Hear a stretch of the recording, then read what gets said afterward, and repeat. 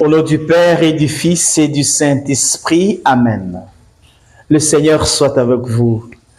Frères et sœurs, nous célébrons la solennité du Sacré-Cœur de Jésus, année B. Nous sommes invités à contempler et à imiter le cœur de Jésus, qui n'est qu'amour. Dans la première lecture tirée du livre du prophète Osée, au chapitre 11, verset 1, puis verset 3 et 4, encore les versets 8 et 9, nous voyons comment Dieu gère la colère. Israël là-dessus. Israël n'a pas compris que Dieu venait à son secours. Dieu est en colère. Mais Dieu se demande, est-ce que je vais les livrer au châtiment? Non. Dieu refuse de se contredire. Comme il aime, il ne peut pas se laisser dominer, il ne peut pas laisser la colère dominer son amour. Il dit, je n'agirai pas selon l'ardeur de ma colère. Ah, c'est ça Dieu. Dieu ne laisse pas la colère supprimer l'amour. Que le Seigneur nous aide à ne pas laisser notre amour être supprimé par la colère qui nous domine. Ne pas laisser l'amour être supprimé par la déception. Le vrai amour ne se supprime jamais, malgré les difficultés qu'on peut rencontrer. Il est installé. Il ne peut pas être désinstallé par quoi que ce soit. Que le Seigneur nous aide à faire précéder l'amour en tout. À ne pas laisser la colère emporter l'amour. Dans la deuxième lecture tirée de la lettre de Saint Paul, l'apôtre aux Éphésiens, au chapitre 3, versets 8 à 12, puis les versets 14 à 19, Paul nous invite à nous enraciner dans l'amour, à nous établir dans l'amour. C'est ça, former l'âme intérieure et imiter Jésus-Christ. Si nous habitons l'amour, nos actions ne seront que bonnes et nous allons plaire à Dieu et notre salut est assuré.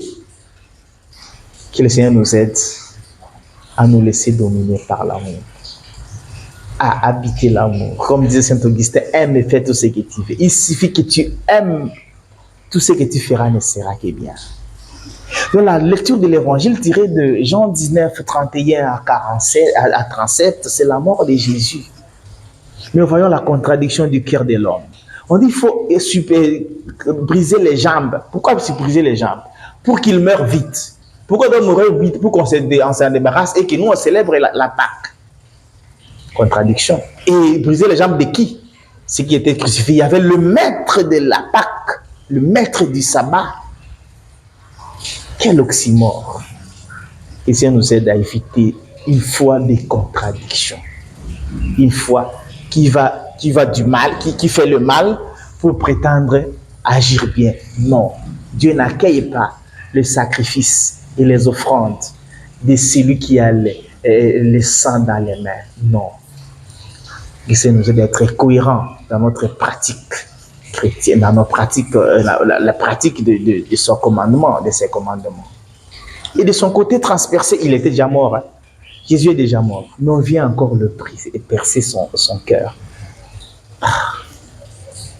Et de là est sorti du sang et de l'eau. Le sang, c'est le sang de l'alliance qui nous a donné à la dernière scène. Faites ceci en mémoire de moi, la coupe de l'alliance. Donc c'est le sacrement de l'Eucharistie. Et l'eau, c'est l'eau du baptême qui nous fait naître dans l'église, dans la famille des enfants de Dieu. Et donc, de son côté transpercé, est née l'église. Nous sommes sortis du cœur de Jésus. Nous sommes le fruit du cœur de Jésus. Nous sommes le fruit de l'amour parce qu'il est crucifié par amour. Nous sommes nés de l'amour. Alors, nous ne pouvons qu'aimer. Sinon, nous sommes en contradiction. Si nous n'aimons pas, nous sommes des chrétiens contradictoires. Parce que nous sommes le fruit de l'amour. La manière d'être conséquent, c'est de ne faire qu'aimer. Nous ne ferions qu'aimer au milieu de ce monde. Et là, nous sommes vraiment des imitateurs du Christ. Que le Seigneur nous aide à faire ce dimanche une rééducation du cœur. S'il y a le mal dans le monde, c'est parce que le cœur de l'homme est perverti, c'est détourné de Dieu. Le cœur de l'homme a désinstallé l'amour, il a installé les envies de ce monde. Que le Seigneur nous aide à revenir à lui en habitant l'amour pour n'agir que bien à l'exemple de Jésus-Christ. Bonne fête du Sacré-Cœur à toutes et à tous. Que Dieu Tout-Puissant vous bénisse et vous garde, le Père, le Fils et le Saint-Esprit. Amen.